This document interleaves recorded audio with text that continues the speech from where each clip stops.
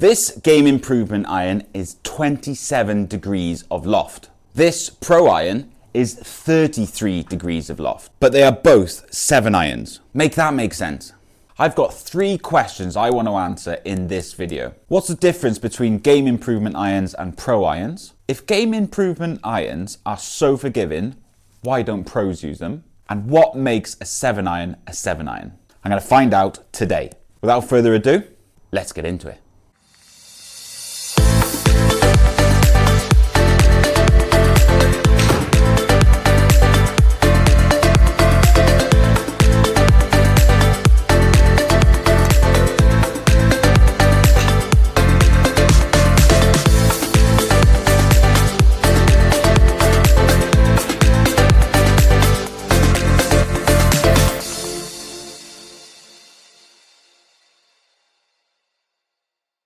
First things first, what's the difference between a game improvement iron and a pro iron? Off the bat, behind the ball, these 2 irons look incredibly different. The game improvement iron just looks massive behind the golf ball, inspires a load of confidence. The top of the club just looks absolutely huge, and the offset of the game improvement iron is clear to see. When I look down at the pro iron, the first thing I notice is the slim top line. Obviously, I can see more loft as well. And even though this club has a little bit of offset, it's nowhere near as much as a game improvement iron. The whole point of a game improvement iron is to be forgiving. And the forgiveness of these clubs come from their size. Like I said, the fact that it looks so big behind the ball inspires a bit of confidence. But further to that, the way they've distributed the weight across the club makes it more forgiving across the face. There's also a lot of weight at the bottom of this club to help players get the ball up in the air. The size of the pro iron is clearly smaller, but not just in chunkiness. The actual size of the face looks smaller behind the golf ball. Now, I'm a mid-handicapper and the size of this head really doesn't inspire confidence. That hosel just looks massive. And it means that the forgiveness across this face is nowhere near as much as the game improvement iron.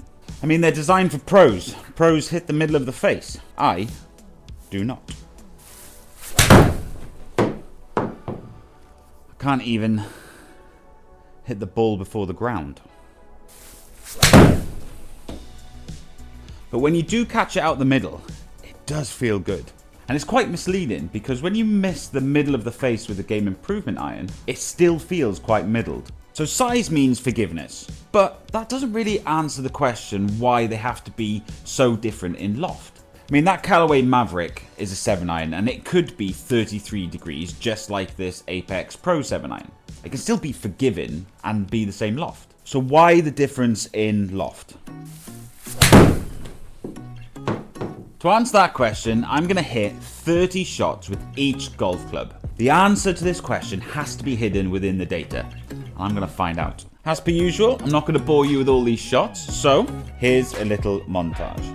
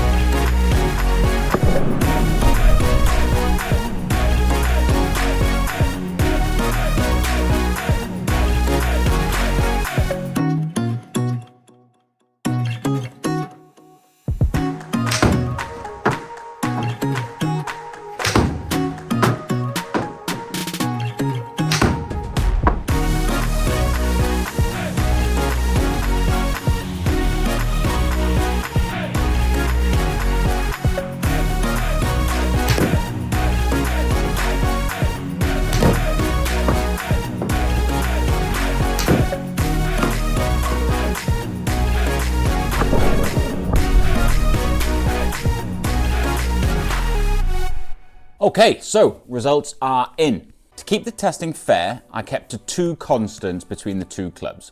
A 90 mile an hour swing speed and an angle of attack of 3 degrees down. With those two constants, I was able to make sure I was comparing the clubs like for like. I was keen to look at 5 different data points. I wanted to know how far the ball was going to carry with each club.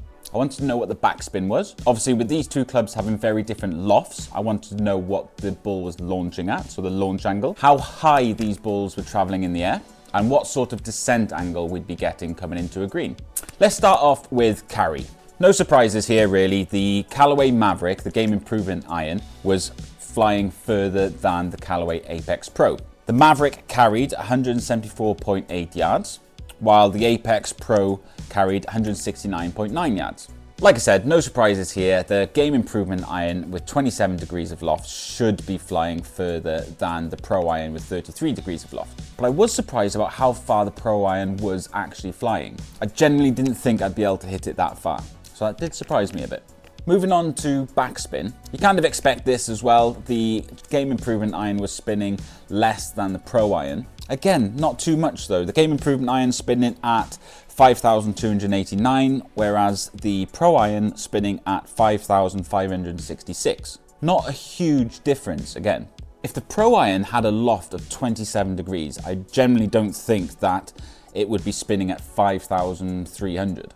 I think a lot of the game improvement iron spin is actually coming from that weight, which is at the bottom of the club, helping the ball get in the air, helping the club get underneath the ball and adding that spin.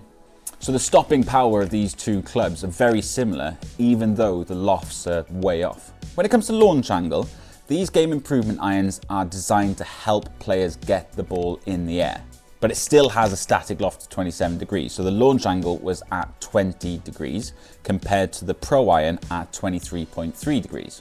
What these two figures don't tell us though is that if the game improvement iron had a loft of 33 degrees, like the Pro iron, the launch angle of the game improvement iron would actually be closer to 26 degrees. So again, even though the game improvement iron isn't launching as high as the Pro iron, relatively speaking, it's actually launching at a higher degree.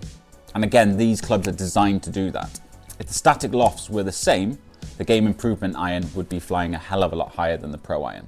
And that brings us on to peak height. There's only 5 yards difference between the two heights. And considering there's 6 degrees difference in loft, that is not a massive number. The height of the game improvement iron was 5 yards lower than the Pro iron. But again, if the static lofts were the same, the game improvement iron would be a hell of a lot higher. So relatively speaking, that game improvement iron is flying high. And because it's flying so high, the descent angle is steeper with the Pro iron. So we've got the game improvement iron landing at 49.5 degrees and the Pro iron landing at 52.3 degrees. A huge amount of stopping power with the 7 iron, to be fair. Now, I was really shocked at the performance of the Pro iron. Like I said earlier on in the video, and if you're a follower of the channel, you know that I'm a mid-handicapper. I didn't think I'd have anywhere near enough ability to be hitting this golf club this well. I think I'm having a good day in the studio today. I've swung it really well all day, to be honest. So maybe I wouldn't get as much forgiveness as I was getting on a more average day. But still, the performance really, really good. If I dive a little bit deeper into the data, the front and back dispersion of the game improvement iron was worse than the Pro iron. The difference between my longest carry and my shortest carry with the game improvement iron was 20 yards. That's almost 2 clubs.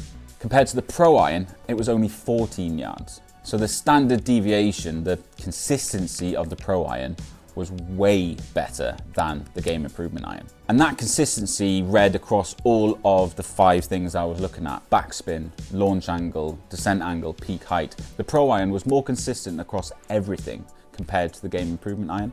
And I think that answers the question as to why pros don't use game improvement irons. I mean, everyone's looking for forgiveness, even pros. But it's as if these game improvement irons have too much help, too much variation across the face. And they don't necessarily need as much forgiveness as us, obviously. And finally, to answer the question, what makes a 7 iron a 7 iron? I think the answer can be found in the data, and I think it's spin. The two clubs actually had very similar spin rates. We're talking less than 300 difference. So I think when it comes to manufacturers picking what number they're going to stamp at the bottom of a golf club, I think their main consideration is what is the spin number.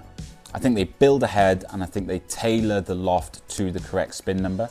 And I watched a video recently of Bryson DeChambeau talking about the spin rate of his clubs. Now, he hits his clubs a mile, but he has been open about the fact that he's manipulated the lofts of these clubs to achieve desired spin rates. And I think that's something that the manufacturers are doing for these clubs. So yeah, an interesting test. I enjoyed doing this one. Like, it's something I've thought about for quite a long time, to be honest. Why do these 7-irons have such wildly different lofts? Well, spin rate. That's my theory. Let me know in the comments, what do you think makes a 7-iron a 7-iron? And are you using game improvement irons or pro irons? Should I be using pro irons? I think I'm better than game improvement irons now. And I really enjoyed hitting that Apex Pro. So there you have it. That's the end of another test on this channel. Hopefully you've enjoyed this video. If you're a returning viewer and you're enjoying the content, please hit that subscribe button. I'm trying to get to 1,000 subscribers, and yeah, hopefully I can get there sooner rather than later. But yeah, thanks for watching, and I'll see you in the next video.